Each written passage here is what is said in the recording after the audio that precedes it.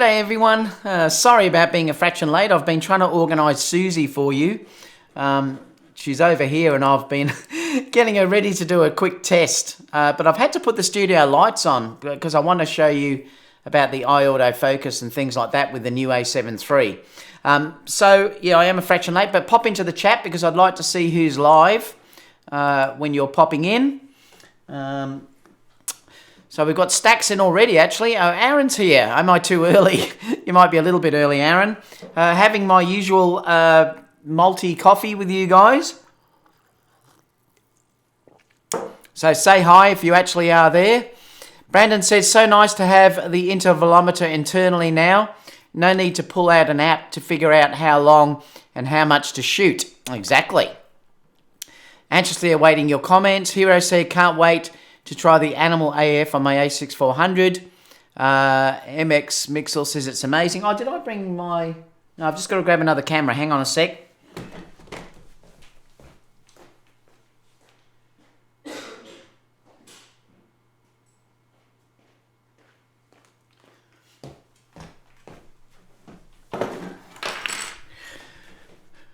What else have we got? Loving the 3 update. Yes, so am I. It looks like it's going to be fantastic. I can't wait to see how the update works for me on the weekend.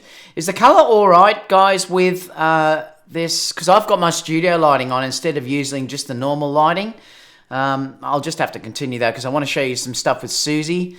If not, I can turn that off until I do the demo with Susie. So let me know. Mike said, what kind of coffee? It's a sort of stouty coffee. That's all I can say.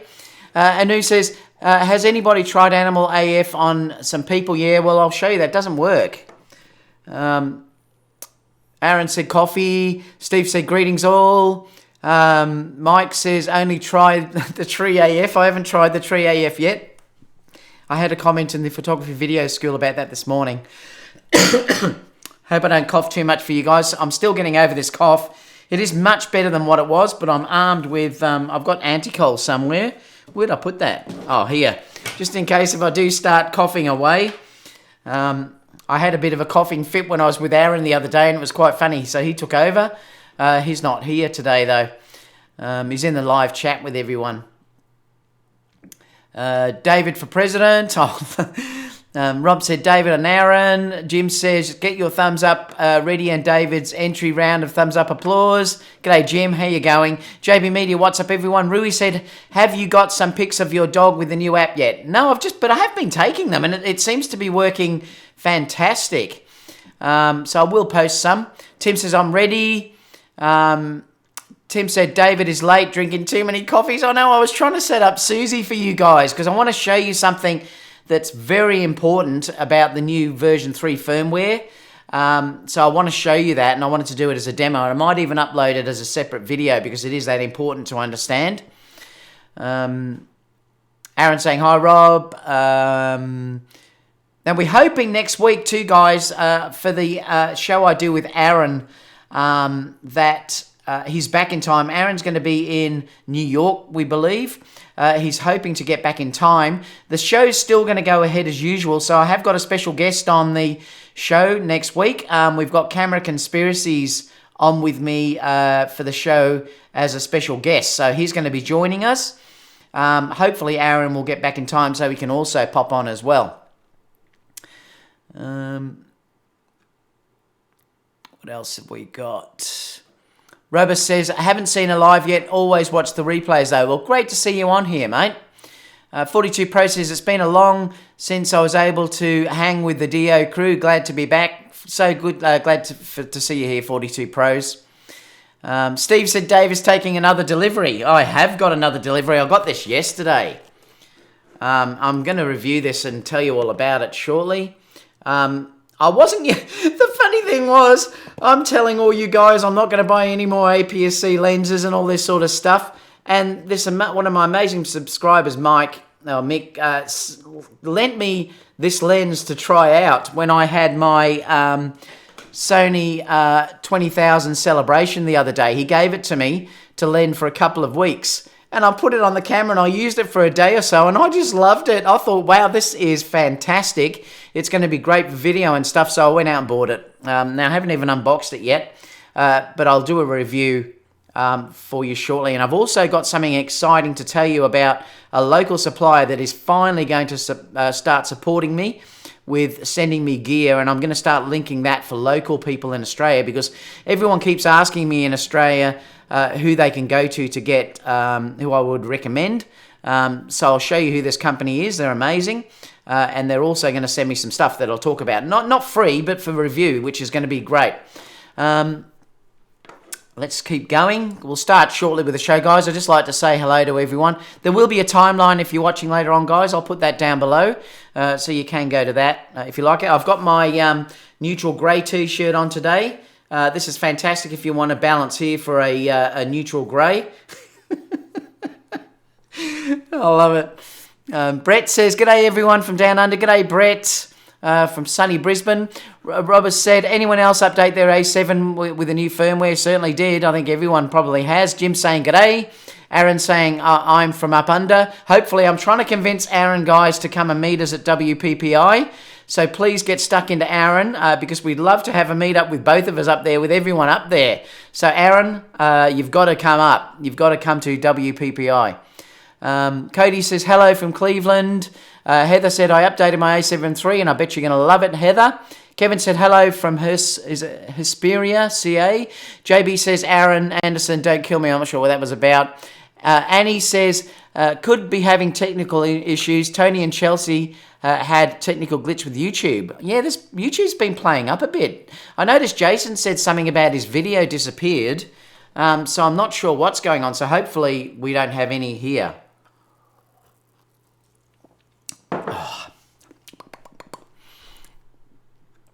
Mike said, thanks, Dave. Made it to Starbucks. Where were we? Like I said, guys, if you don't want to see the introduction, just skip to where I've got show starting on the timeline down below. So don't whinge about this show's too long. There is a full timeline down below with everything listed. So just skip if you don't want to see this introduction. Mobile Magic said, hey, updated my A9 to version 5. Oh, that is amazing, that camera. And now my A7 III body today to version 3. What do you think about version 3? I'm going to talk about that in a couple of minutes. Rubber said, I've been to Livingston many times. Benji said, hello from San Jose, CA. Want to update but concerned about whether use of any of my third-party batteries will be impacted. Well, I can't say because I've never used one, but I did read someone say yesterday that the warning is now gone. So someone else may be able to talk about that in a minute. Nivak says, very pleased with 3 firmware on the A7R III. Already assigned custom keys to intervalometer and animal IF. I haven't changed my custom keys yet because I've got a wedding tomorrow, so I'm probably going to keep it all the same, just so that it's like I used to use it, just in case. But I will have a look at that. Excuse me. I will have a look at that on Sunday. Keisha saying hi. Cody said, I want that chair. I know, how cool is this chair? Light borders on fake tan. Is it a bit brown? Is it? Yeah, it's probably because of this. Let me switch it off for a minute and then I'll turn it on when I go through Susie. I shouldn't say.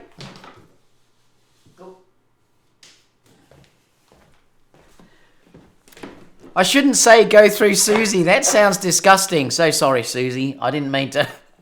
I didn't mean to say that. Mobile says, love your show, watching from Massachusetts. Aaron says, Susie, that old gal. I know, she's a good girl, Susie. Richard saying, hi, David. Your alpha orange. Yeah, I thought the colour might be a bit strange, but I'll turn it on just in a minute when I do the demo. Jean says, hello, David. The 3 firmware update works great. Focuses on my cat's eyes in low light with a Tamron 28-75. Erica says, hello, everyone. Floria says, hey, gang. It's Christmas in April. Robert said, wonder if it'll work on birds. Haven't tried yet. No, I haven't tried yet either. Jim said, Susie needs a new makeup artist. I know, poor Susie. She's sitting there very quiet, though, just waiting for me to do my thing. G'day from northern New South Wales. Southern Goldie, that's Jamie. G'day from Brizzy. Jason's saying. Aaron said, okay, wait, 54 people here and only 8 thumbs up. Thank you, Aaron. Please give me a thumbs up if you can, guys. Robert said, so cool, I like Casey too. Yeah, it's going to be fun. I can't wait to have him on the show. All I want is the perfect camera. That's probably what I'll call the show, actually. What else have we got? Roscoe said, took my a7iii out for the wetlands today and try out the animal eye focus, but it didn't work. I think the distance may have been a problem. Going to try it again on Friday. I mean, look, if it is a long, long way away, you're going to have issues. So you do have to understand that. I mean, you have that with the normal IAF. So it has to be within a reasonable amount. You know, if you were shooting close and stuff like that, I wouldn't expect it to be grabbing a flying bird, the eye. I mean, I think that's just too much. Hero says, when is the A6400 getting animal IAF? I believe about the same time as the A9, which is meant to be in June or something like that. I think they just said the US summer. Jeff said, saying hi from Taiwan, updated firmware 3. Ghost said, Roscoe, oh, that's something else. I'm going to skip now because I think we better start the show. All right, so let me just pull this up and then we'll start the show, guys, so bear with me.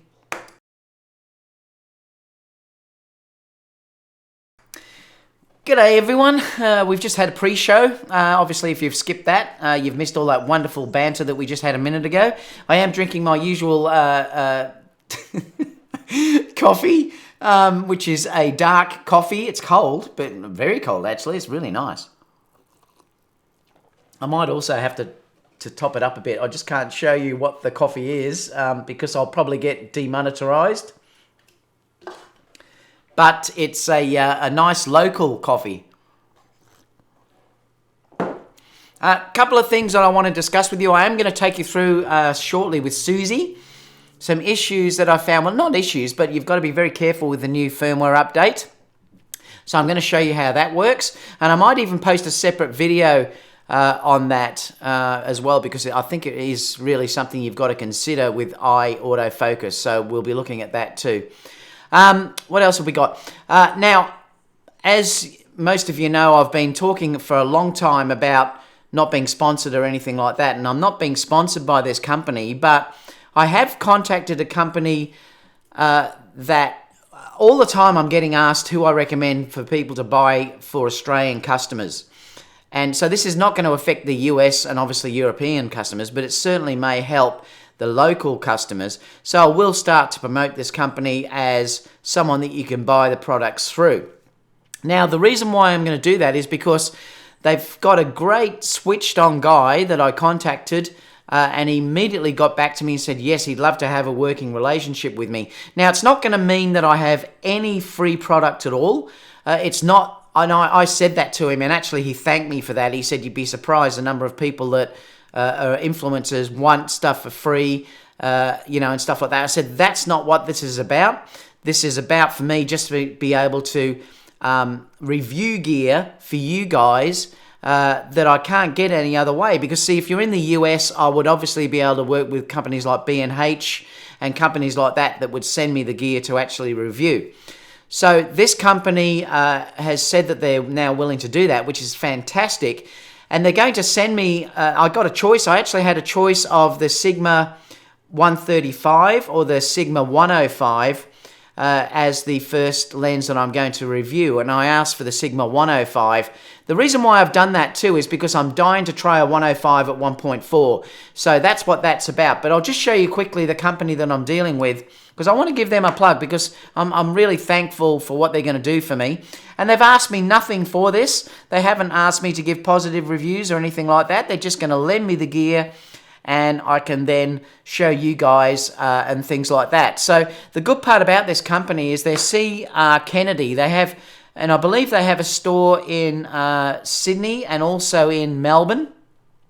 And you can buy direct off them online as well. So that's one fantastic thing about this company. But the great thing about this company is they're like a B&H, because they have all different types of cameras that they sell. They have all different lenses that they sell. They're also into drones, bags, studio lighting of all different sorts as well, tripods and everything else. So it looks like I may be able to get that much different stuff for you guys to review. And that's why I'm so excited about it. And like I said, they've asked nothing for me. They haven't said that I have to, you know, give bodgy reviews. The only thing I've got to make sure that I do is that I state that that article has come from C.R.Kennedy just to be, open about everything, that I haven't bought that product. But at least I'm going to start to be able to, for the first time, show you other things. Like I'm really interested in looking at the Sigma lenses and things like that, and even other cameras that I might be able to lend, and drones as well. So it's very, very exciting, and I did really want to thank C.R.Kennedy, particularly Aaron, who I dealt with there as well. So I don't even know if Aaron will be listening, but thank you, Aaron, if you are listening. So I will be promoting C.R.Kennedy as my local supplier from now on.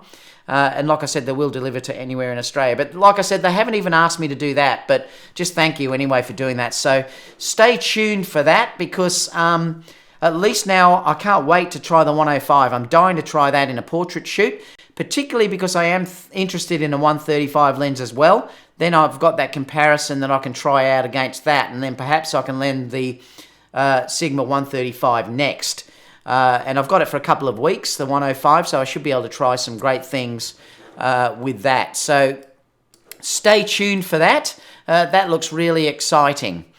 And really good that someone local is supporting me for a change. You wouldn't believe how hard it is for someone to get someone local to actually help me with reviewing gear. And I'm surprised because, at least I can give them a plug as well. So that's been great. Anyway, so that's what's happening there. So what we're going to do today, we're going to go through a few things. I've obviously got the usual Sony news and rumours, stuff that we're going to go through. I'm going to talk extensively about the firmware update, because there's a few things that I really want to talk about with that, which is important. And I'll show you with Susie, I'll give you a demo about actually how you've got to be careful with the version 3, how that works. So let's get started. Quite excited about the show today. So let's go through the first story. So I'm just going to put in here, first story. I noticed some people in there too, like Brett is saying, congratulations, David, about time someone giving gear to review. Yeah, I know it is. It's great, Brett. I'm really happy about that. Gordon says, I was just talking to someone there. Best success with C.R.Kennedy, Jim's saying. Etc. All right, so let's go on to Sony firmware. I'm going to switch over to here. Let me go. I've got to close that. So this is the official thing that was announced yesterday on Sony Alpha Rumors, that the version 3 firmware has just been announced. And I did install it straight away yesterday, like probably most of you have. It's fantastic. It's version 3 that the firmware has now gone up to. And it's added, just to quickly go over the things that basically have been added in there, is it's got real-time IAF now. It brings it to the a7iii and the a7R3. It's an AI-driven IAF detection system that's based on machine learning. And it is, I tested it, look, I'll tell you more after tomorrow's shoot in the wedding, but I have tested it like on Kerry and the Animal IAF on Ziggy. And it is definitely more sticky than what it used to be before. Also, I put glasses on, and it seems to be even better with glasses as well. But some people were saying yesterday that they didn't seem to find that. But I have found it seems to be much better in that regard. So that's one thing that's been added, and I do think it's good. The other thing too is that we've now got that one button press. So in other words, you can just half press the shutter button and it will automatically go to IAF. And that's something I've got to discuss with you, because there is some problems with that I'll talk about shortly when I give a demo. It's not a problem, but it's just the way you've got to be clear about how you work about it as compared to the A9. The difference to the A9. So you've got that. So you've got the real-time tracking. You've got the real-time animal IAF as well, which I tried on Ziggy this morning, my dog, and it works fantastic. Really does nail it. Before, when I used to do something with a fast lens like the 1.8 lenses and stuff, sometimes it used to grab his nose rather than the eye and things like that. Whereas now it seems to grab his eye, like even if he's looking partly away, it is grabbing his eye. So that part is fantastic. It works really well. Like I said, there'll be more testing that I do over a period of time. There's real-time, like I said, real-time IAF, which I believe, look, they've based this on I think I read somewhere that they put thousands of animals into this, and obviously over time Sony will probably keep updating that database because everything's worked out on databases. So you'll probably find over time with updated firmware this will get better and better. Cheers, everyone. It seems to be, like I said, I've only tested it on Ziggy, so I haven't tested it on anything else yet. But I've noticed others have tested it, like on photos, and they're finding that it does the birds and everything else. You've just got to be aware that, you know, you can't do it if it's too far away, because it's like a human. If a human's too far away, it's not going to grab the eye. It'll grab the face or the body. So you do have to take that into consideration. If you're trying to track a bird that's flying across the sky, it's not going to grab the eye AF, that's for sure. So, you know, don't expect too much from it in that regard. But if you are doing this, and where this will be fantastic is, sometimes I do photography of dogs and stuff like that in the studio with their owners, and sometimes it's just their dogs. And to have IAF in studio, particularly for me, is incredible, and it's a really good feature and something that I'm very, very happy about. So there certainly are implications where I'll be using animal IAF, and even like I said, when I'm taking photos of my own dog Ziggy and stuff like that, it's going to be great to have his beautiful eyes always in focus. Rather than, you know, only get the occasional one and then the nose is in focus or whatever. So having that with him running around is great, and it does seem to work. So I'm very happy with having that, and I can't wait to get that on my A9. The other change there is the interval shooting. So finally we've got an intervalometer that now you can use in the camera, and I'll show you this in a minute because I'll go on line and I'll show you through the camera anyway. So you've got that now. You've got you can have shots between 1 second and 60 seconds with a total number of shots of 1 to 9,999. AE tracking sensitivity is available to be adjusted to high, medium or low in order to reduce changes in exposure as well. But I'd probably be, hopefully you can shoot manual with it and stuff. I'll have to play with it. Like I said, I haven't even used it yet. So I'll just open it up and show you where that is. So that's that part to it. Also, it's just showing here the help guide. And like I said, I'll put all these links down below where you've got, it tells you where the menus actually are for these things. And I'll show you in a second where these things actually are. Leslie gave me $2. Thank you so much, Leslie. Hi, David from Croydon for the first time. Well, good to see you on here, Leslie. Really pleased, and thank you so much for the donation. So that's basically it. And I'm going to show you some things now about the changes that I'll show you and demonstrate, and also some things to think about, because I might also do a separate video with this at the same time. So let me switch over to Susie. I'll have to switch the lights on, so bear with me for a second. Okay, so the new things that we've basically got in there, let me just move this mic because I'm not sure whether it'll pick me up okay. In the menu, let me just go through the menu and show you what is actually new. Really, look, the thing here that's now new is if I go over to here on camera 1. Oh, now before I do that, let me show you this. There was one thing that someone mentioned about the menus. What does one of the features where you're holding the FM button when you're pressing menus? And this is fantastic, guys. This is really, really good. And I'll have to check if the A9 has this. I'm not sure it does. But what happens here, normally when you click on your menu button, when you scroll across, it actually only does, see how it's changing 3 of 14, 4 of 14? To get to your menus up the top, you have to scroll up and then across. And it does take time to do that. Well, under this, oh, I better come back because I was in the wrong thing. Let me show you that again. If I go to menu, then if I just scroll across, it automatically goes inside that area. So if you wanted to get to the favorites menu, you've got to press up on your wheel at the back and then go across. So that's, look, it's not bad, but it does take more time. Well, the new firmware gives you the option to press the FN menu after you've pressed the menu button, and then you can scroll through the tabs. So what that means is you click on menu button, hit the FN button, and then you can just go, oh, hang on, I think you got to hold the menu button. Hit there, and then if you go across, oh, it was working earlier. Why is that not working now? Menu, no. Oh, it's not, now it's not doing it. Isn't that interesting? Before, I'd hit the menu button, hit the FN button. It might be because I've now connected through HDMI.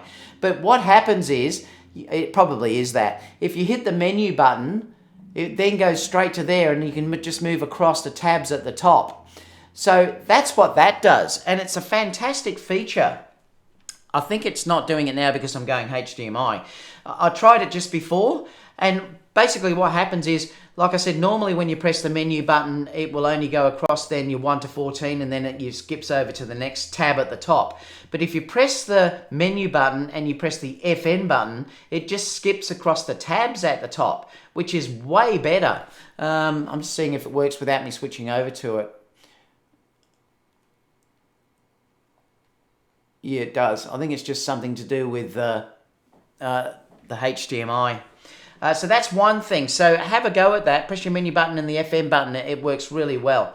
The next thing that has changed is the fact that you've now got inside of here the intervalometer, which is there on menu 4 of 14.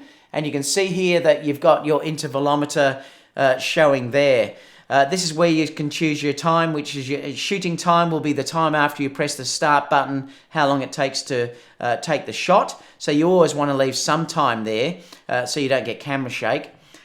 You've also got your shooting interval, which is 3 seconds. That's just the default amount that's there. You've got the number of shots, and also your AE tracking sensitivity, and then that will tell you what your shooting time is down the bottom down here. So it will show you that with those settings that I've got there, it will go for 1 minute 27 seconds. So obviously if you change your number of shots, that would go up if it was more. If you change your things like that, you get different times coming up. So that's one thing that's changed through there. I'm just reading what people are saying about those tabs. Works well on mine. The FM button scrolls through the tabs. Yeah, let me just try again, because I may have been doing it wrong. Oh, yeah, that's it. You're right. Okay, let me show you again. So what it is, if you press the menu button, then if you press the FM button, it scrolls through the tabs. See that? So that's how that works. Yeah, I was doing it wrong. So that's fantastic. So if you wanted to quickly get to your favorites menu or something like that, just press your menu button and tab through using the FN button, and your tabs then come through. So that works fantastic. The next thing I wanted to show you is that's new is the eye autofocus. So let me come back here. Let's go to the eye autofocus. Let me just hide this thing there. So it's Face IAF set is the thing that's new there. If you click onto that, it will be on default onto human there. Now I did make a mistake before, because what I did, I changed it and I couldn't work out why IAF wasn't working, and it was because of that I'd had it on animal IAF. So you do have to be careful. So then when I press the button now, you should see that it's grabbed Susie's eye there, so it works perfectly. Now if that was changed, and I will change this on a quick key eventually, but if that was changed to animal IAF, you'll notice now that if I do it, it's not going to grab IAF. So you do have to be careful with what you set there for your IAF settings. So that's something to consider. I'll put that back onto human for a minute. Now, there's a couple of things that you've got to be wary of with this, is that unlike the A9, the A7 and the a7iii, and I will turn these horrible lights off again in a minute, only get the focus where, will only do the IAF where your focus point is. In other words, if you're using wide, it will look for the nearest eye that it can find and lock onto that. So that's fine. That's probably why most of the time I would use something like wide area. But the issue then is that if, say, for instance, I was here walking down the aisle and then there was someone on the side of the aisle that was closer to the camera, the IAF, if I was on wide, would shoot over to the hand on this side if that was a face. So that is the complication if you're using a wide area for focus. So that's something you've got to consider. So if you're using wide, you may have an issue. It will grab another face that's there. So what you would have to do in that scenario is you would have to go into your IAF setup and turn IAF off. Now then, clearly you won't get IAF anymore. It will just focus on whatever you're sort of pointing at the front if you're using center or whatever. But there's something else that I need to explain to you. So if I bring this back on, this is where it gets a little bit tricky, and this is where some people are going to get caught out, because some people are going to get really caught out with this when they use flexible spot. Now, at the moment, because I'm using wide area, you'll see it's grabbing Susie's eye. Now, if I go and change my focus in here, say to flexible spot, and I move that out, oh, I can't see that now because it's on, I did choose flexible spot, didn't I? Oops. Let me just see. No, it's flexible spot. Okay.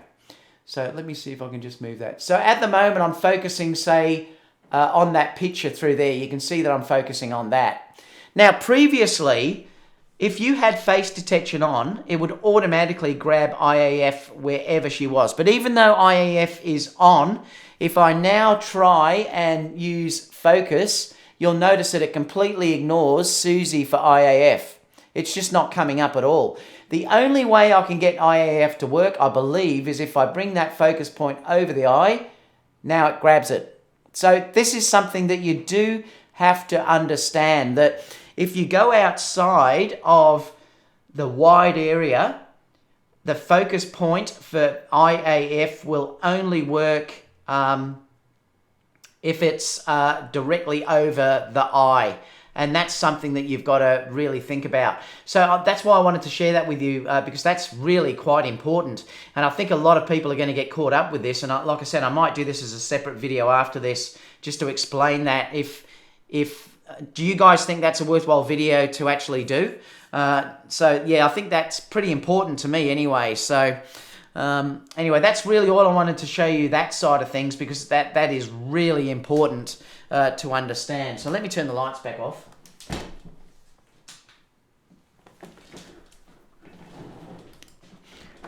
So let me open up the questions. Put in there too whether you think that was worthwhile, whether you think that'd make an interesting video.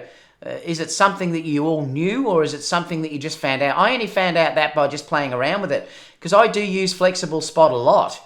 But now I've got to be careful, because if I do that and I want to grab IAF, it's not going to do it. But the way of getting around it is that you have to set up another button to do IAF. Let me just check that, because I think I've still got that set.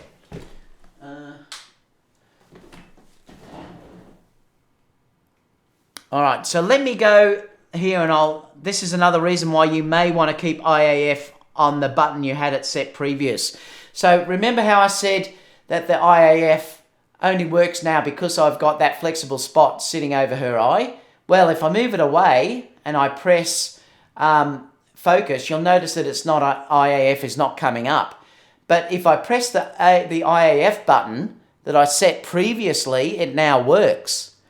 So what you've got here, you've got two ways of getting focus. It'll focus on the point that I've got there, and if I wanted then to say grab, someone walks in the frame and I wanted the IAF done, I have to press the IAF button that I'd set previous. And I forgot to mention that, because that's also really important as well. So there's a couple of really important things there that how to get around this, and it was only because I played around with it that I worked that out. So when Sony was saying that there's no need anymore to have the IAF focus button on there still, I think there still is. So I think if you're getting rid of your IAF button, you're making a mistake, because if you do use something like flexible spot, if you're using center focus, if you're using zones, and then you quickly want to grab IAF, it won't work unless you have an IAF button assigned to something that will get you that IAF focus. Does that make sense to everyone? So let me know. Anyway, so I'm going to keep going through this just to see what people are saying. I hope that was helpful, guys. IAF doesn't work with video, Brandon. No. I've got to come back to here. Rick said, hey, C.R.Kennedy, you should open an affiliate in Brooklyn, New York. There is a market here, B&H and Adamar that are in Manhattan, and where there is heavy traffic and no parking. Jamison said, I was watching a video on the Canon M. The video just ended, and the next video ended up being this live. I didn't even know who this guy is, but whatever. Excuse me, I've got a bad cough. Jim said, oh, just talking to each other. Yeah, excuse me. Jeff said, C.R.Kennedy head office is in Port Melbourne. Yeah, they've also got a Sydney office as well, Jeff. What else have we got? Peter, good bunch of people talking to each other. I dealt with RF Kennedys for years, Peter said. Rick said, oh no, that's talking to Rick as well. Okoy said, would I still be able to use my third-party batteries with this firmware? People, if any of you have got third-party batteries and you've updated the firmware, can you let me know if it works? Or does it still give that warning? I think I heard yesterday that it doesn't. By the way, if anyone's wondering what this is in my head, I've got here, I've had it burnt off. I get sunspots that I get dry iced off, and I've got a few on my head. It looks like a big pimple. Thanks, Leslie, for the donation. Langston said she's such a doll. You're talking about Susie? I love it. Hip Hop for Kids said, I just did the upgrade this morning. It seems fine so far, but was hoping they did something with auto white balance. It's not all that accurate for me. Oh, I find it's very good, Hip Hop. That's interesting. I find it's fine. You don't have the extra settings like the A9 though, where you can do the different white balance settings. The A9 was a much more substantial firmware upgrade. Robert said, works well on mine. The FM button scrolls through the tabs. Yeah, well, I showed that I was doing it wrong. Nice Tip didn't understand that until now. That's good. Have they improved the dynamic range? I don't know. I'll tell you how images look after the weekend's wedding. Huss said, update is such a pain in the backside with Mac. Well, you know what? I have to disagree with that now because the last two updates I've done, the A9 and the a7iii, the updates were both amazing. They really were. Let me put some backlights on too because that's pretty dark.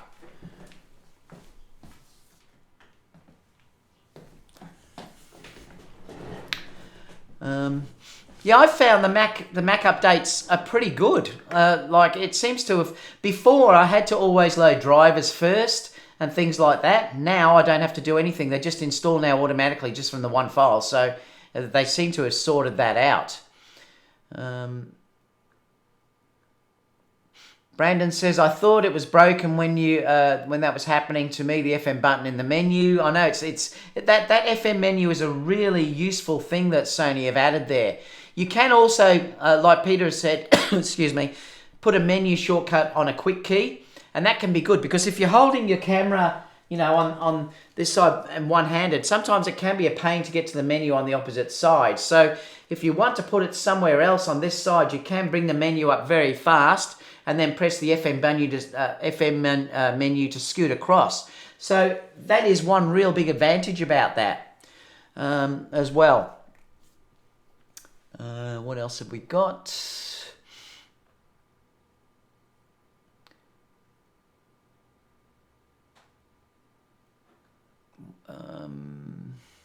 Langston said, could face registration handle the focus jumping? I don't think so, Langston. I don't think it's going to make any difference with that. It might, because I do always register brides' faces. You're talking about if it jumps between things. Usually you've just got to change your focus settings. So if you go down to 1, it will stick closer and not jump to other things. Your settings you have to change. I might do a video about that just to go through all those sort of settings and explain how number 1 is stickier than going down the other way and stuff like that as well.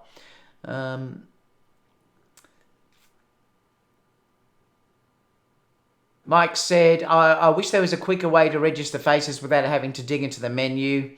You might be able to put it in your favorites menu though, Mick. I haven't done that, but you probably can, Mike.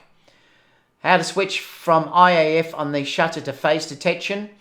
Well, it's the same thing. Your face detection and IAF will do it automatically. If it can't grab the eye, it's going to grab the face. That's what that's doing. Just updated mine on the Mac and it went seamless. I found the same thing. Billy said, I've had nothing but issues trying to get the stupid firmware to download. Oh, I wonder why. Robus said, it would be great if you could have buttons for animal IAF without needing to switch the mode. Yeah, I'm not sure why they do. There must be a reason why. Perhaps it's because if you have a human and an animal that you could then obviously prioritize the human if you wanted to, or prioritize the animal if you wanted to. It doesn't have the ability to switch eyes like the A9 has. So that's another thing that you've got to consider with this. So you can't switch like you can just with the A9.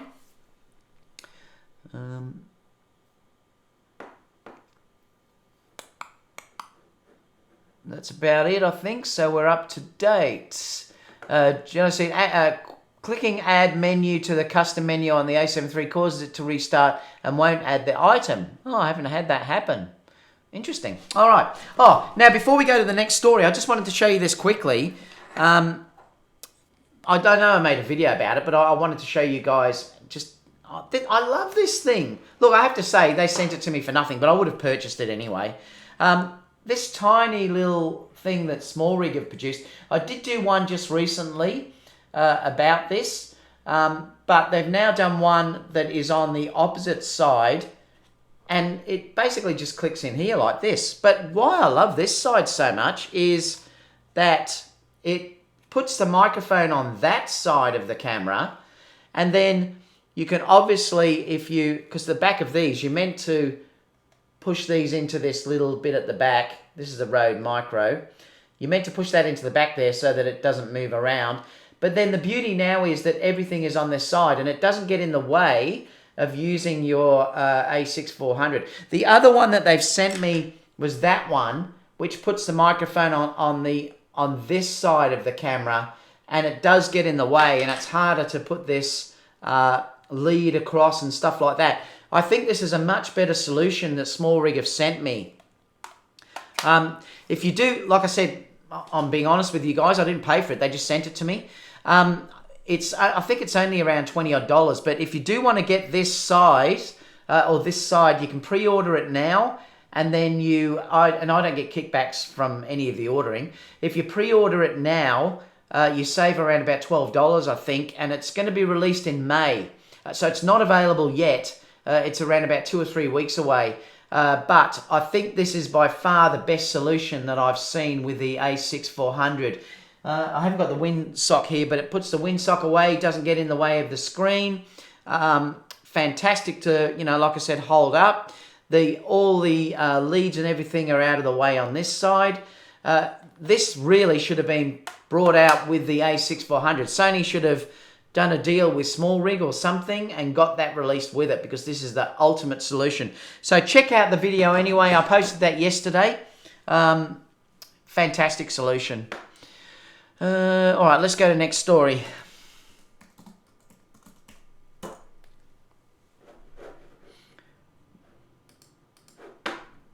Now, I just wanted to talk about this because this guy, Phil Nicklen,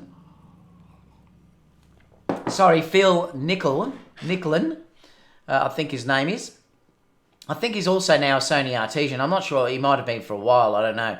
But he's put a story on about why he switched from Canon to Sony. And it just may be an interesting story if you guys haven't read it. He's got 5.3 million followers on Instagram. So obviously that's a massive following. No wonder Sony picked him up as an Artesian. But he talks about it, and it's interesting when he goes through this article talking about the things why he switched, and the lenses that he actually loves using. But I found couple of the interesting things about it when you read the article. And like I said, I'll put the links down below, but let me just turn my camera off. A couple of the interesting things about it was that he said his wife had shot with Sony for 10 years or something, and she'd always been shooting with Sony, and he was always sort of a bit envious of what she was doing. And people were asking him constantly what camera they would recommend for purchasing. And he said he was always torn about what to say because he loved that Sony, his wife was using it, and eventually he just decided to make the switch. And the article sort of talks about that, and he's saying how much he loves the mirrorless system. There's less wear and tear due to the fact there's no mirror flapping around, the speed that he can shoot with the A9, the silent shooting particularly, he said, with the A9 is wonderful. And I suppose being a wildlife photographer, that is a really big deal because you don't have that issue of making noise. Like, any noise can scare an animal away, so not having any of that noise is a real bonus. And it's a really interesting article, so have a read of that. I think it's fantastic. It's a great article. It does have his Instagram account there that you can go and have a look at his work and stuff, and he does do beautiful work.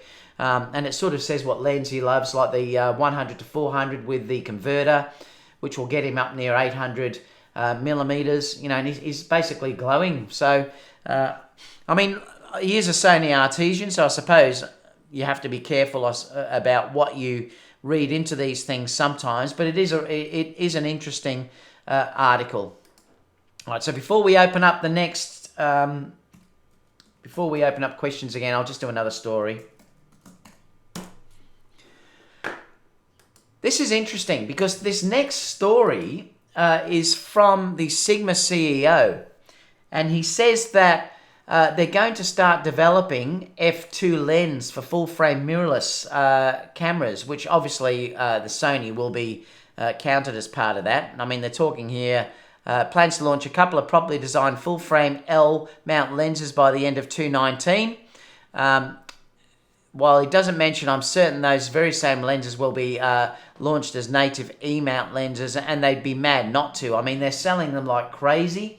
So I am sure that if they bring out these new lenses, they're going to be designing it for the Sony FE mount as well. So it looks like you're going to start to get f2 lenses. You know, you get a 200mm f2 or something, and lenses like that. Anyway, it's going to be fantastic. Once again, we're going to start receiving more and more lenses. Like I said to you, I'm going to get the 105 f1.4 very soon. It could come anytime. So I'm really excited about getting that so I can start testing these Sigma lenses for you guys and other things. And I've been dying to try it. I've even had, as you know, the MC11 that I've bought ages ago from B&H, just in case, because I don't know whether they're going to send me, it just depends what they've got available. I don't know whether they're going to send me the Canon version. It'll have to be the Canon version or the Sony version, but I have got the MC11, and in some ways it'll also be interesting to try converting lenses with these to see how they work anyway. So I am quite interested in to see how it all performs, but I certainly am interested to see how the 105 goes, and then, like I said, the next one I'll get probably will be the 135, so that'll be interesting as well, particularly as Sony is also bringing out a 135. I've seen a lot of reviews talking about both, and it seems to be that the quality is sort of about the same, both lenses. It just depends on whether you wanted slightly faster focusing, which the Sony gives you in lower light. But a lot of people are going towards the Sigma because you have such a big saving in money. So it's going to be interesting anyway to see what's coming up. But if they do produce these f2 lenses, we might get some really interesting lenses out of them, and that is a good thing. It really is. Like, particularly if you're using low light and stuff like that, or you want that beautiful depth of field. So let's open that up before I bring up, what was that last? Oh, that's right, yeah, that one. So let me bring up some questions. I'll answer that before we go. Jim said, I never use real-time preview, flash or not. Oh, you're talking about, okay, on the camera. got it. Camera 2, tab page 4. Oh, okay, you're talking about some settings. G'day Zoe Moments, how are you? That means lenses like the 70-200 and the 24-70 f2. Yeah, probably will. And that's what's going to be fantastic about this. If they can give us those f2 lenses, yes, they're going to be big honking lenses, but at least we still have more options than what we would have had before. So anything like that where you have more options will suit someone that needs that setting. And I am a bit envious of Canon having that f2 24-70 lens. So, you know, it's going to be really interesting to see what's going to be coming up. Robert says, wonder if Sigma lenses will focus as fast as the Sony ones when they do come out. From when I've tested, I've only tested them in the camera shop. They are pretty quick now. I mean, look, I haven't tried the 135, but I know like Manny did it and things like that. They tested it out and they said the Sony was a little bit faster, but they're quick enough. And I'll let you know, like when I get this 105 and stuff and the 135, I'll let you know how the focusing compares.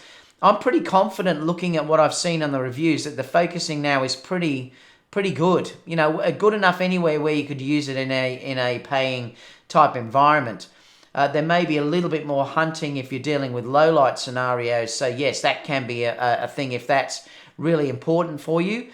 If that's not so important, I don't think it probably would matter, because it seems to be that the quality of the 135 and the Sony 135 are very, very close. Like, I mean, really close.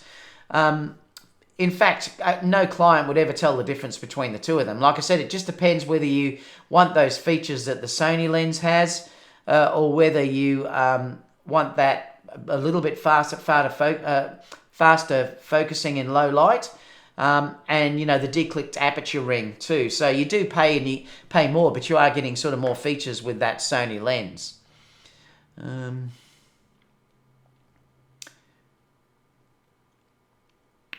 What else have we got? Sanjay said, do you have to update the MC11 with the new camera firmware? Well, they probably will bring a new firmware out, I'd say, for the MC11. Yes, I think that will happen. I've got the latest firmware that's available now. They probably will update that firmware, though, I would say. Danny said, going to Japan in October, what lens do you recommend for the a7 III for family photos? Well, honestly, if I was just traveling now and I was only taking one lens, I'd take the Tamron 28-75. It's got that almost macro, so you can shoot things really nice and close. Like if you wanted to take, you know, photos of the meals that you're eating, you know, beautiful coffee cups with the nice background out, or lovely details. And you've also got the 28-75mm focal length as well. And I think that probably would be ideal for me, and that's what I would take. You've got the 2.8 aperture, so that's what I would take if it was me and I could only have one lens. Obviously, too, if you wanted a longer lens and you weren't worried about f4, you could take the 105, the Sony 24-105 lens. That's a really good lens as well. Robbie said, do you know if the camera focus is better when set to a lower aperture like 4 versus 5.6? I think it probably will still be affected by that. I think so. I know the A9 now, I think, always focuses at wide open. I'm not sure if the a7 III does. I'll have to test it to find out.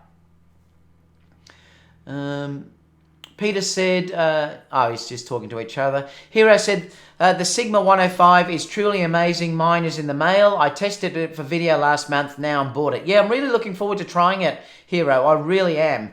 I'll obviously get, you know, a lovely model and we'll go out and do some shooting. Can't wait. JB said the Tamron 28-75, and that's what I would recommend as well. Fujifilm for the win. Jim says Peter White later. Someone's lifting. What else have we got? JP said yes, can't decide 105 or the 135. Yeah. Well, that's why I thought it might be great for me to get these two lenses. Like I said, I'll shoot with both of them, but I'm getting the 105 first. And then once I've sort of done stuff on that, I'll get the 135.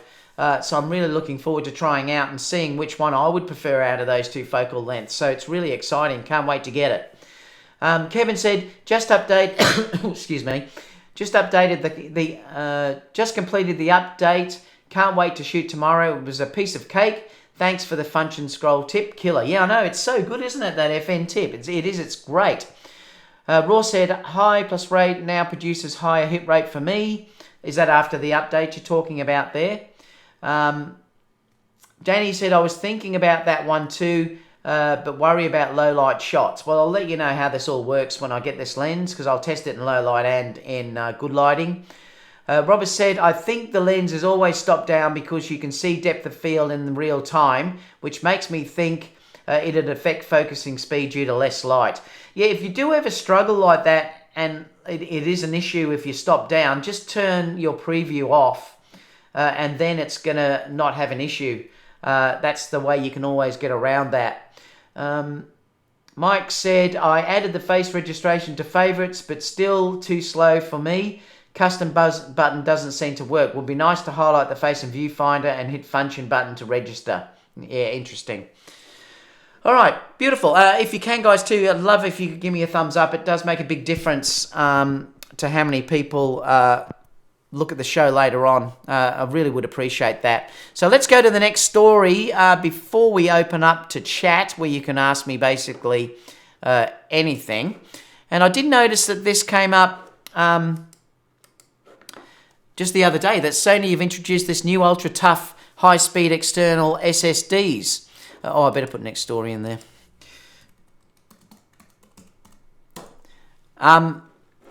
So it looks like it's a pretty good solution. Obviously, they're meant to be like a tough brand, so you could be a bit rougher and with rough and tumble with them. It says here that they're high-performance standard SLC series, designed for photographers and videographers and creators.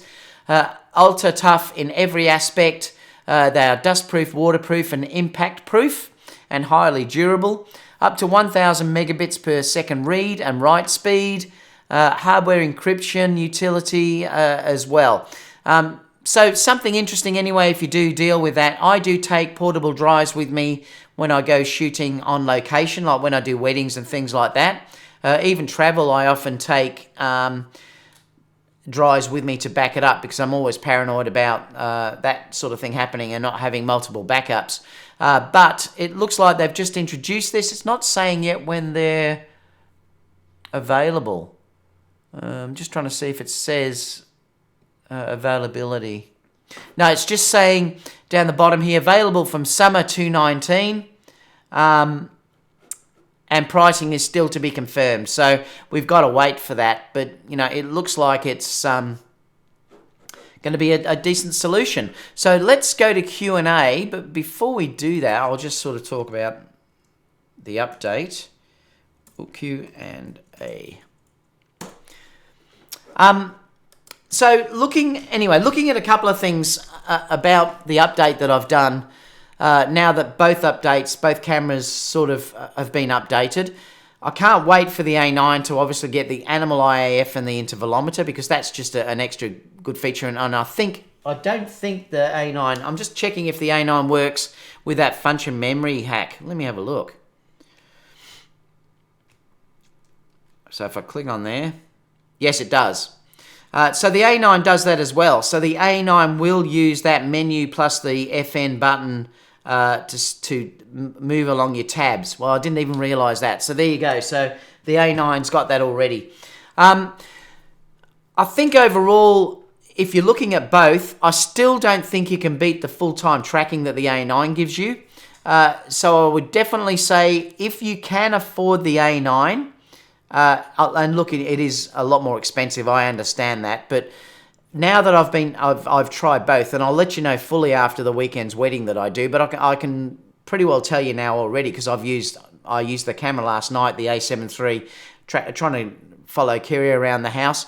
The A9 is in a league like above anything that I've ever used out there at this stage, better than anything I've ever used, and I had the D4S. This just creams that, and the real-time tracking in that camera is game-changing, and it really is. And even in video, remember, you're getting all of these extra features on the A9. There's sort of a couple of things that I'll talk about that I think really make the difference. Tracking is one of them. Swapping the eye is handy, but that's not such a big deal for me. It very rarely picks the wrong eye, but it's there if I want to have it. But the two real main things that I really love about the A9 firmware is obviously the tracking is number one. The second, though, is the way you can control the white balance from changing when you're on auto white balance. I love the way that you can just half click your shutter button, and when it half clicks, if you're taking multiple shots, the white balance won't change until you take your hand off that button. Now, you can't do that with the a7iii, so that is one of the things that I wish they'd put into the a7iii and the a7R3. The A9 obviously has that built into it now, and it really does make a difference if you're shooting, say, wedding and events where you don't want that white balance to change in between shots. So that is super, super helpful. But the main difference, like I've said, to me is the tracking. Once you've used the A9 real-time tracking, nothing comes close to it. I'm still really happy with the a7iii. I really am. But the two cameras are like completely different. The menus are also much better still in the A9 now, due to the fact that when you're changing your menu custom buttons, you can see those, what you're changing in the actual screen. So that's a really big difference as well. You know, just to have that, let me just bring it up so I can show you. Because it really makes things easy, particularly for people that don't know what they're doing. And you know, that's one of the things with this that, you know, I love. And, you know, to have that feature on the camera where it shows you what is being changed, let me just move down, where it shows what's being changed, is just super handy. I mean, it really is. And there's 4 pages of that come up. I'll just scroll across so you can sort of see. Let me just see if I can do it. So there's 4 pages of this that you can change, and it shows you even to what is set on your lens. I mean, that is so much better. I don't know why they couldn't have given us that really for the a7iii, because surely that can't take much memory or processing to give you that ability. So it's a pity that they haven't given us that on the a7iii. But the main two differences are the tracking and, like I said, that custom white balance where it will, if you hold it down, it won't change. That's amazing. And also the real-time tracking, which I've explained to you at the beginning of this video.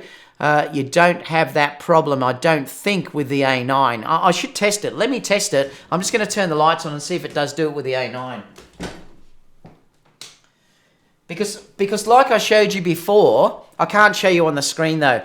Like I showed you before though, if you use flexible spot, even if face detection was on, it wouldn't work unless you press the custom button. But let me try it on here and I'll let you know. So what I'm going to do, I'm just going to try using flexible spot and put it somewhere else and see if it does the same thing. So I'm going to move the spot away again from where it was before on the picture and do focus. No, it does the same thing. So yeah, there you go. Even the A9 does it. So that's something that I wasn't even aware of. If you use flexible spot, you just have to be aware that whenever you use flexible spot, so if you're putting that focus point somewhere else, you lose that ability where it will track the IAF. So that's a problem. Yeah, let me bring that back. Thanks, Aaron.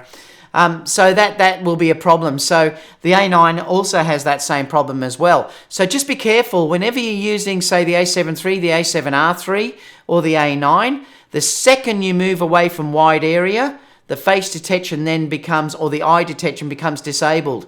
So it is a reason that you still have to use your quick key assignable to IAF. And like I said, I might even put a video. I'm laughing. People are saying coffee's kicking in. Like I said, I'm going to do a video straight after this and post it just for that, just so people can get that. Yeah. But let me open it up to Q&A. Oh, thank you so much, Jim. And he said thumbs up, please, for David. Thank you so much, mate. Let me come back.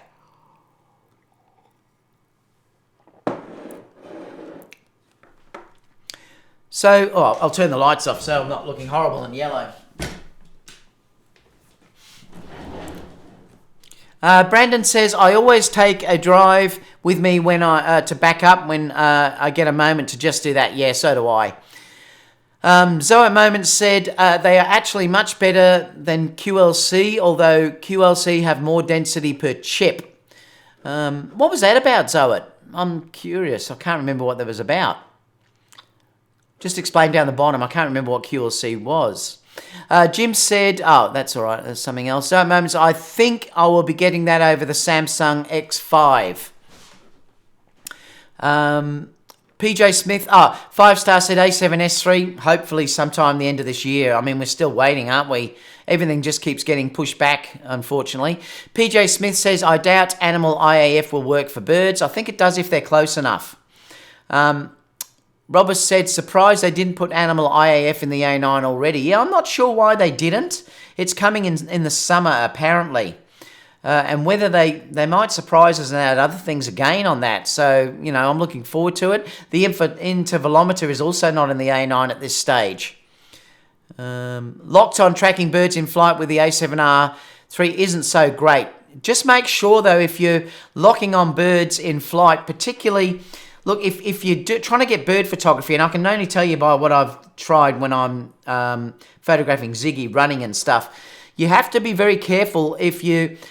Even tracking with the A9 can lose between, say, Ziggy running and then the grass if there's not that contrast between him and the foreground. Like, if you're tracking a bird that's flying across the sky and it's just blue sky, you don't really have to worry about the settings. It will just track, particularly with the A9.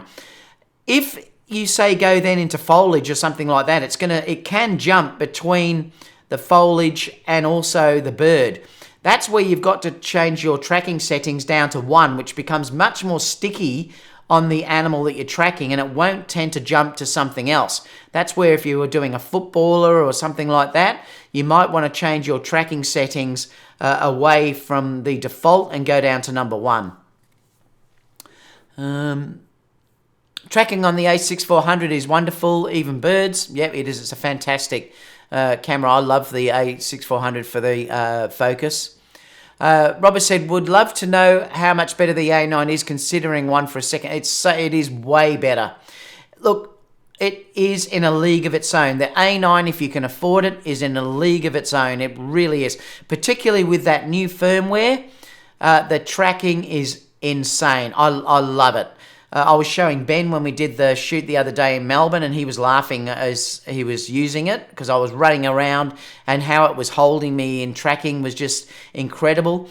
Almost sometimes it feels like I'm cheating when I'm using it now, because I literally do not have to worry about where the person is at all. Once I lock on that, it locks onto the model, and it'll just follow her wherever she goes. It really is, and that is including in video. Mike said the A7S3 will probably have good tracking. Yeah, it will. I'm sure it'll have the same focusing as the A9 or better.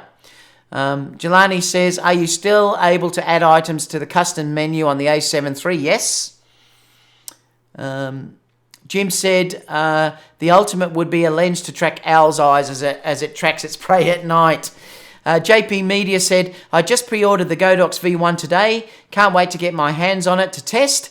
Not sure of the release date, though, as there seems to be some legal battles going on with Profoto. Yeah, it's still going, but I'm not sure whether Profoto are going to be able to stop it. In fact, like I said, I'm a bit of a hypocrite, because I may get one because they're just not releasing a Sony version of the A1 for some reason. I don't know what's going on there. But let's see if it's stopped and it actually is released. Looks like a good light, though, from what I've seen. JB Media says, I look forward to your thoughts on the V1. Where did you do that? Do you mean Adorama Flash? Oh, I'm not sure what that means. Aaron was telling me off for not going full screen. I love it. Robert said, I should rent or borrow an A9. Seems if the fast AF or fast moving subject is what you're after, it's the best. It is. If you're after something fast moving, yes, particularly. If you're after really good video autofocus, like tracking a bride walking down the aisle and things like that, you can't beat the A9 or the A6400. JB Smith said, were you able to pre-order the Godox V1? I've only seen it at Flashpoint. It's at Adorama, I think. We're pre-ordering it. Jim said go full screen. Yeah, I have now. Where were we?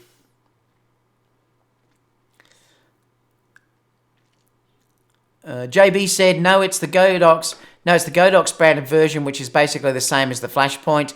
Rick said, what do you think about the editing presets for wedding images? Do they work just past after shooting at good exposure? I don't use presets at all, Rick. Make your own. Don't waste money on buying presets, because all it is, it's someone has just sat there and got a look that they like, and then they're selling them. You can make your own. The point that I'm telling people with presets as well is that when they've made these presets and they show you this image that they've done and then they apply the preset, that preset has only worked because it's designed for that image that they were looking at before. You're far better because most people do tend to shoot the same, and then you will use the same type of style that you do. Develop your own preset and then use that yourself. Just save it as a preset. If you go back down through my videos, you'd have to scroll back a fair way. I actually showed how to do it. But yeah, it's very, very easy. I certainly wouldn't be buying presets. Some people swear by them. I would never buy them.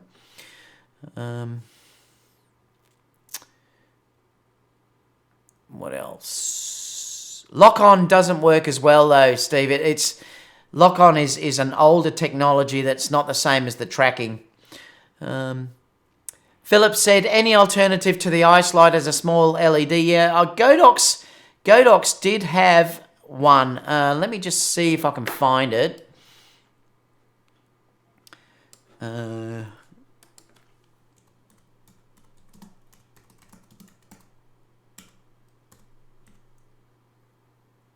I'll just see if I can find it here. Where is it?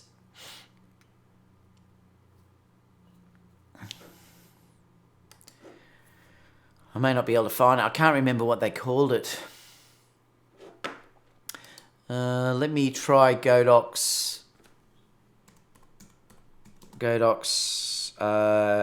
Hand light. Yeah, it's the LC500. I think it's this one. Light stick. I'll show you.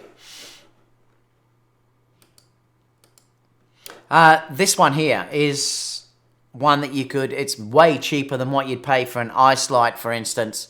The only thing there's a couple of advantages to this light though. It does have a remote control, I believe. Also, oh yeah, there you go. It has got a remote control.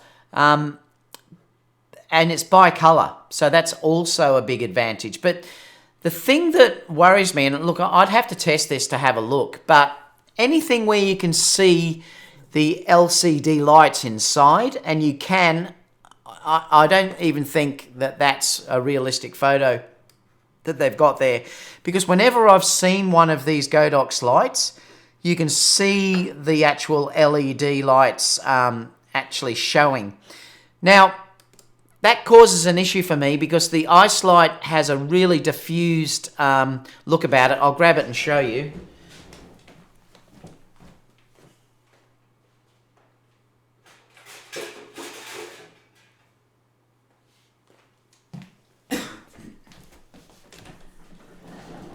So as you can see on here, that you can see those lights. The ice light itself is really diffused. Let me just get it to focus. The ice light is really diffused, like really diffused. So it's a very, very soft light, and that's what I love about it so much, because it does almost give that window light look. And like I said, I'm just being honest with you, I haven't tested this light. I'd have to test it to see how it is. And if it is as soft as what the ice light is, due to the fact that you've got those LEDs showing. I know whenever I've used the Neo Roto light, that tends to never be as soft, because the Neo also has the LED lights that you can see in them there as well.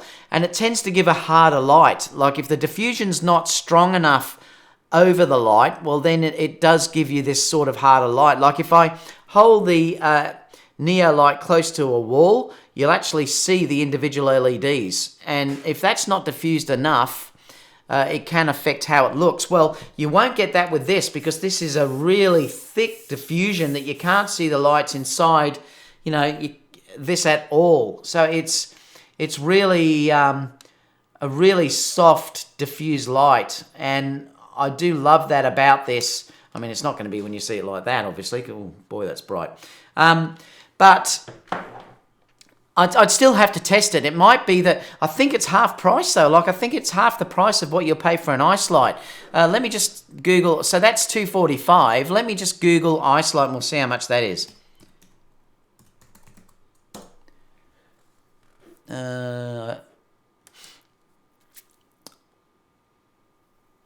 Oh, well, it's not as dear as what it used to be. So the ice light is that's $399. The ice light there at the moment. So it's down. It was $561 though on B&H. So B&H have got that a lot cheaper at the moment. $399. It was $561. I don't know whether I'd switched over. Let me just go back and I'll show you the Godox one. Where was it? Let me go back again.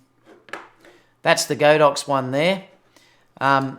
So yeah, there's two different ones. It just depends, I suppose, what you'd like. Like I said, I'd like to test the Godox one against the ice light and just see what they were like. It's saying it's not available though at this stage. Please check back later. That's from that company. It's probably available in on B&H though, or something like that. So there's two different lights there that you can look at. I mean, obviously, this is all plastic, as you can see through here. Everything is plastic on this Godox light, whereas everything on my ice light is, like this is all metal.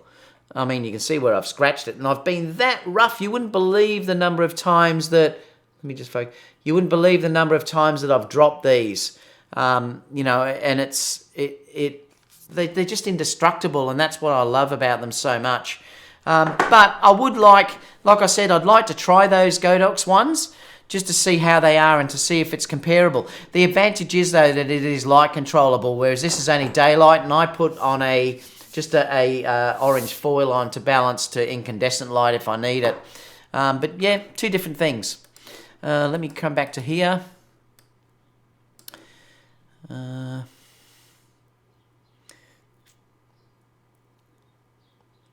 Graffy said, tried 3 different high-res pics of birds, no luck with the IAF. Like I said, I haven't even tried it yet. So at moment says, oh, okay, it's regarding the tough SSD. I was talking about the type of chip that goes into the SSD.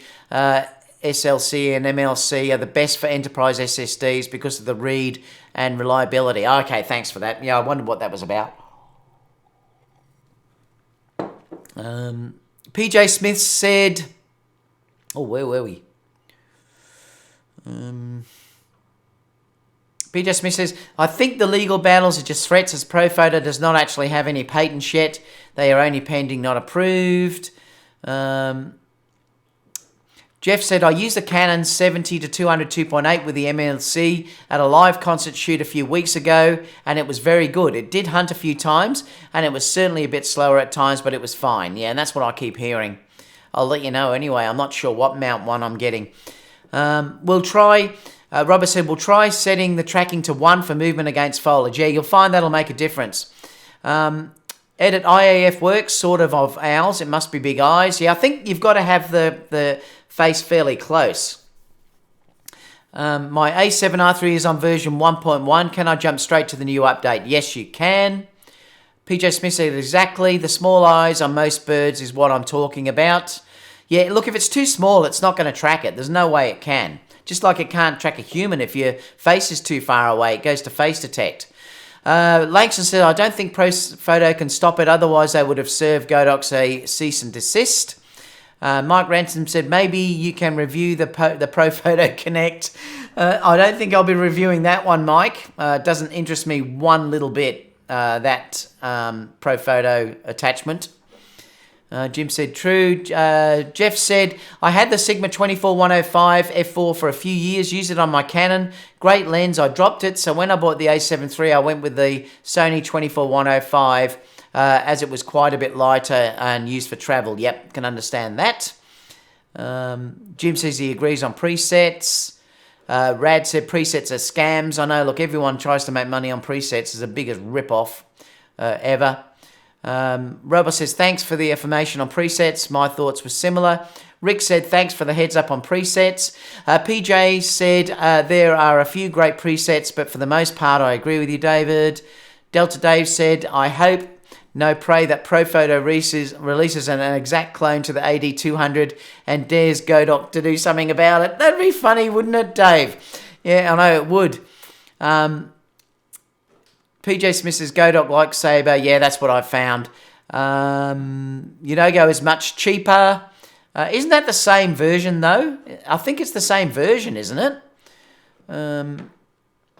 Unogo is horrible. I would never buy another one again. Oh, yeah, it probably isn't the same version then. Richard said, what are your thoughts on the new Samyang 85 1.4 for Sony? Well, I haven't used it yet, but it seems to be that from the reviews that I've looked online, that it's actually a very good lens for the price. It's not going to beat the G Master, but you're not paying anywhere near what the G Master would be. For someone that's on more of a budget, I think that Samyang 85 1.4 may be a really go-to lens. I'd like to have a use of it one time to try it out. Philip said Rotos was kind of turned off on how harsh they looked. Yeah, I've got 3 of them, but I don't use them anywhere near as much as I use my ice lights. The ice lights kill them. Jim said, anyone in the USA use lights from Home Depot or Lowe's? I've been looking at some low-cost portable LED lights, and they can work, Jim. If you're on a budget, they can actually work quite well. PJ Smith said, I think David has the Sony GM85, so he probably hasn't tried it. No, I haven't got the GM. I've got the Batis 85. That one. So I've got that, and I love it. I love that Batis to death. Fantastic lens.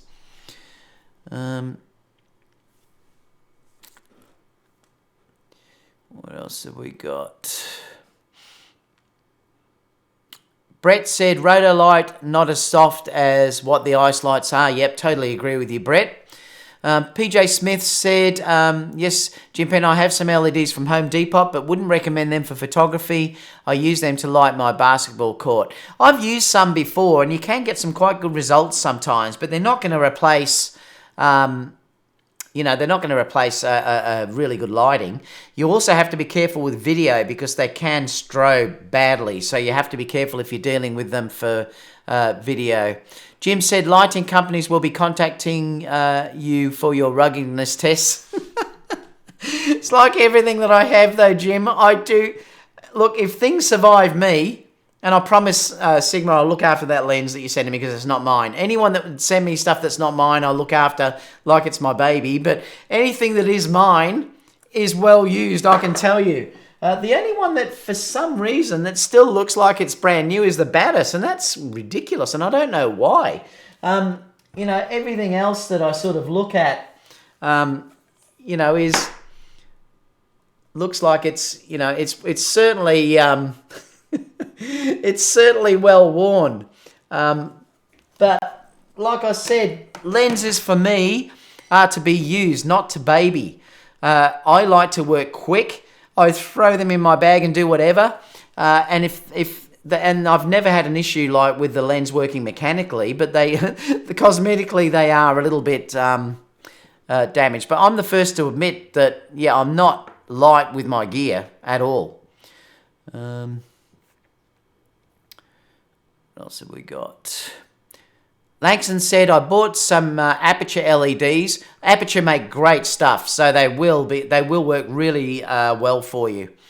Robert said, birders seem to use a lot of high-end camera gear.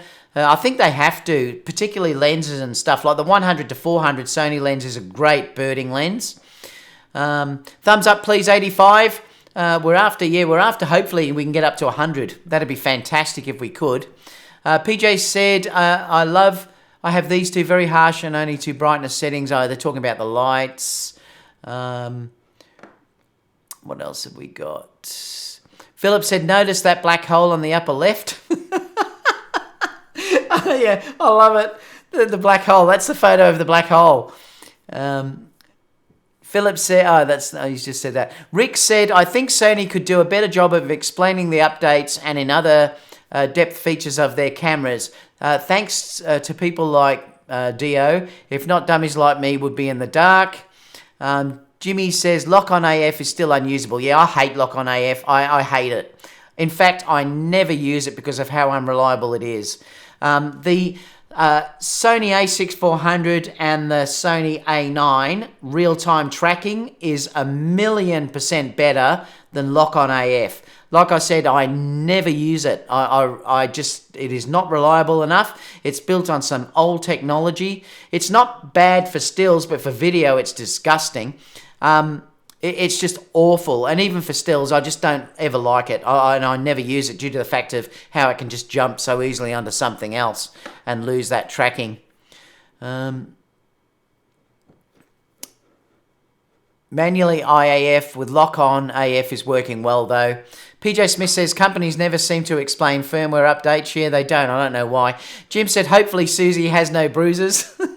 I always look after Susie, Jim. Langston said your equipment has so much character. It does, see. It's loved and it's used by me. The funny thing is though, if I do get the 135 G Master, I probably might baby that just for a little while. Jose says it has better image quality than the NASA black hole. That's because I use the Sony to shoot that. I'm not using any of those crap telescopes that you've got out there. This was the Sony 100 to 400mm with the 2x converter, and look at that black hole. It is unreal. Robert says, yes, Sony should. Thank you, David, for clarifying things so much. Jose said, good night from Belize. It's 10 p.m. Good night. Robert said, and thanks for the info on the lock-on AF. I thought I was doing something wrong because it worked like a poop for me too. Rui said, what are you using today for your video? I've got the a7R2 that I'm using now with the Tamron 28 to 75. So that's what I'm using now for this, and it works fantastic. I mean, it's brilliant. The a7R2 is still a really good camera, guys. If you can't afford to get, like the a7R3, I certainly would not hesitate to get the a7R2. It's a great video camera. The autofocus is good, as you've been seeing. Fantastic. And the files that you get out of that are still incredible. Yes, the a7R3 is going to be a fraction better in dynamic range. A fraction, there's not much difference. But I love it. I probably will update to the a7R4 whenever that comes out though. I've skipped the a7R3 because the a7R2 at this stage is meeting all of my needs. And like I said, I'm using that right now with the Tamron 28 to 75 and it works great.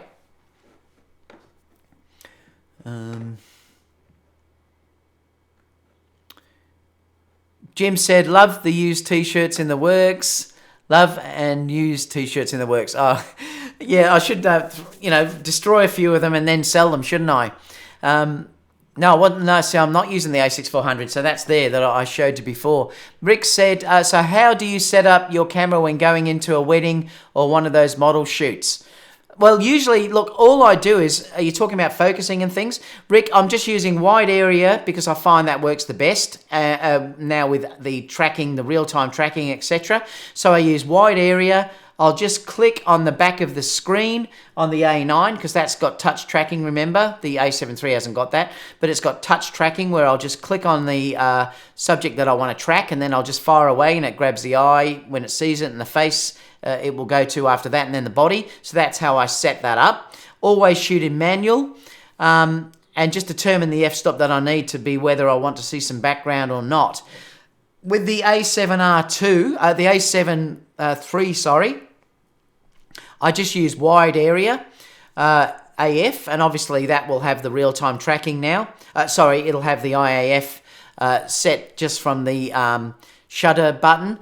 I'm going to keep my IAF button for the reasons that I've showed you, that if I'm using other things like flexible spot, center AF and stuff like that, the IAF and face tracking won't work anymore. So That's an interesting thing. So if you want IAF to be working, you must still have that button still there. So that's how I set those two cameras up. We're 90. We're getting there. We've only got 10 thumbs up to go, and we're up to 100. Will we get there? Langston says, what lights are you using for this video? I'm using that light that I got, that review that I did. What was it? It was the... let me just come down to here.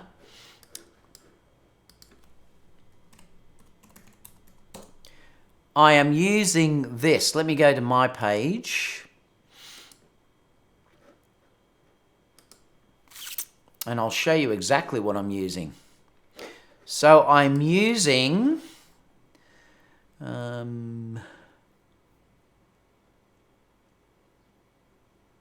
where was it?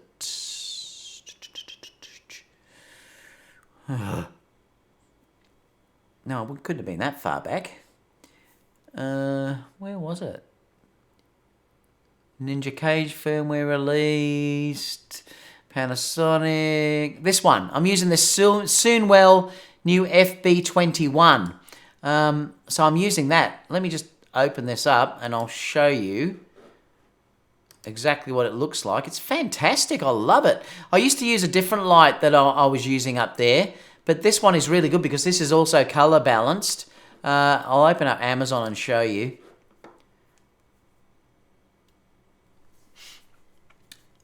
So I'm using this one. So that is the setup that I'm using at the moment. It's this exact setup actually.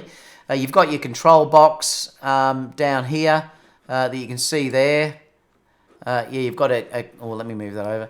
You've got a control box that you can see here that you can control. Can be powered off the wall. You can also use a V-mount battery on this as well. So I'm using that. They sent that to me though, and like I said, I'm always honest with people. So I didn't have to purchase it. They sent it to me, but it's fantastic, and I'm using that now. The great part is it has touch controls on the panel interface, and that's for color and also for your percentage. And I'm only at this stage. What is it? $338. $338. Let me just see if I can bring it up.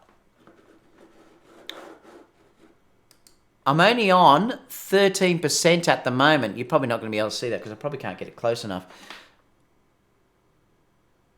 So I'm on 13% at the moment, and I'm on 5,450 Kelvin. I can just touch those buttons above to make it the color temperature change, and also to do the power there. The buttons on the side up here do the same thing. So you can control it through your buttons on the side as well. And like I said, on the back, you can run a V-mount battery if you want to do that. Now, they also sent me a V-mount battery, and I tested that the other day, and it ran for an hour and a half at full power. And this thing is really, what are we on? 13%. Which one's the? Like, this thing is as powerful as. Like, it's really quite powerful. And what's that? It's probably a meter away. Probably a bit more than a meter away from me. It's super, super powerful light. And I ran that from for an hour and a half at full power from that V-mount battery. Yeah, and it's bendable. Yeah, so I can make it any shape you like. And I thought this could be great for weddings and stuff because I could stick it inside cupboards, behind things, get interesting lighting effects and stuff like that. So it works really good. And the color, what's it on, 54,500? The color you see, you can go from really quite blue, and you can also go up to really warm, depending on how you want to control it. But fantastic, and you know, $380. Like, it's brilliant. It really is brilliant. I love it. Where were we up to?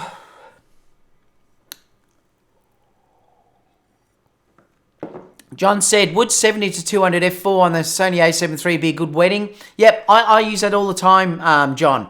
That is the lens that I actually have. I adore the 70 to 200 f4. It's light. Remember, ISO is not a problem on these new cameras. You can push the ISO up to crazy amounts. I wouldn't even hesitate to go up to 6400 with those lenses. I don't tend to use the 70-200 much indoors though. I'm using the 28-75 most of the time, 2.8 indoors. And then I also have the Batis 85, and I also have this lens that I use a lot as well, which is the 35 1.4, which I adore. I use that indoors as well. So, you know, I don't tend to use 70-200 f4 indoors much at all. I don't need to. I don't need to be that far away from people. But yeah, but I love that lens. Sharp, works beautifully, nice and light. It's great. Berger said, updated my a7 III. Is it me, or is the IF even more sticky to the... Yes, it is definitely more sticky now than what it is before. We're up to 90. We're 105. Oh, thank you so much, everyone. Really appreciate that. Yes, the IAF is definitely more sticky than what it used to be. That's for sure. Robert said, a spoof on the happy photographer. That was what brought me here. So funny. Yeah, I must do another one of those, actually. Photomiak. G'day, Photomiak. Can't see the screen. I don't know why. I don't know what happened there. I'm not sure. Photomiak, light up the house. Philip said, and it's bendable. It's pretty wild. Yeah, watch the video and you'll see me review it. It's really good. Rick said, see you watch The Angry Photographer. I don't anymore, even though I'm subscribed to his channel. He is knowledgeable but too negative. I don't mind him. He's all right. Brett said, tracking, focusing, quite good on the a7 III, even IAF 2, better than the a7R 3, but nowhere like the A9. Yeah, I agree with that, Brett. I found that the a7 III was better than the a7R 3 anyway, due to the fact that it's got more points. But you're right, it's nowhere near the A9, nowhere near it. Photomix says, hey Jim, I would have been here earlier, but FJH and Rob Hall went live at the same time. Can't believe you chose them over me. Jim said you made it. John Reynolds says, I have the 55 1.8 and the 85 1.8 also for weddings. Yeah, look, that's a great combo as well. I've got the 55, I think, what is that on? Oh, it must be in the other room. I've got that as well, but I also take this always to the wedding, which is the 18-105, the 10-18, sorry. I use that all the time for really wide stuff. I can use that on my a6400, and I can also use that at 12mm full frame as well, so I do like that. The main lenses I use, the main primes I use, though, are the 35 and the 85 1.4. They're the main two lenses that I use. The 85 1.8 are the main two that I use. If I get the 135, obviously I may start to use that as well. I'll let you know how the 105 goes once I borrow that. That may be an incredible lens as well. So I'm dying to try that out. Can't wait for me to get it. Really looking forward to it as well. Now, before we finish, I have booked my flights now to LA. I'm flying in on the 10th of February. We're probably going to stay for 3 to 4 weeks. I'm not quite sure yet, but I think I've booked the flights in anyway. I just haven't booked the flights back. But it looks like we're going to stay around that area for a number of weeks. So I'm certainly going to be organising shoots with you guys, meetups. Can't wait to sort of meet you all. I'll give you more dates as it gets a bit closer about where we're going to be. But at least now the flights are booked in. Also definitely going to WPPI as well. I'm trying to get Aaron to go to WPPI as well so that we can meet up there as well. I'm on with Camera Conspiracies. Casey's going to be on live with me next Wednesday. Not sure if Aaron's going to be there because he's traveling to New York. He may get back in time. But Casey is going to fill in the show with me. So stay tuned for that. We'll probably have a lot of fun. Can't wait for that to happen. I'm really excited about that. So that's all organised. So stay tuned for that. So that'll be Wednesday at the usual time. Apart from that, guys, there's not much more going to go on. I've got a wedding tomorrow, so I will keep you updated about the how the a7 III goes with the new firmware update. So I'll let you know about that. In a moment, I'm just going to do that video of talking about how the tracking works, just so people who haven't watched this show or don't want to go through the whole show sees it. So it'll be similar to what I've showed you guys, but I think I'll post that as a video anyway to discuss. You've got to be very careful when using the IAF on the a7 III and the A9, because it's the same thing, obviously. So stay tuned for that. I'd love to come to Canada, JB. That's my wife Kerry's bucket list. Definitely wants to go to Canada, so that's definitely going to happen. New York, I love New York. I just don't think we'll get there, Rick. I was tempted, but I don't know when, if we can make it up there in that time. Plus, with cost, it gets expensive. So we'll just have to see. The problem is we fly to LA, then we have to get to Las Vegas. But then if we're also flying up to New York and everything, it really starts to add up in money. So we'll just have to see how it goes anyway, or where we even end up. I'm not sure. But like I said, I'll update you more as it gets a bit closer. It's still a fair way out. But we're definitely booked in from the 10th of Feb, so we will be there for a period of time. All right, guys. Well, that's all for now. Stay tuned. I'll let you know how the camera goes early next week. Apart from that, leave any questions down below. Thank you so much for giving me over the 100 likes. I really appreciate that, guys. We haven't got one down yet, but I'm sure that'll happen very shortly. Anyway, apart from that, everyone, I'm going to finish. I've almost finished my coffee. I'll see you all soon for the next video. Bye, everyone.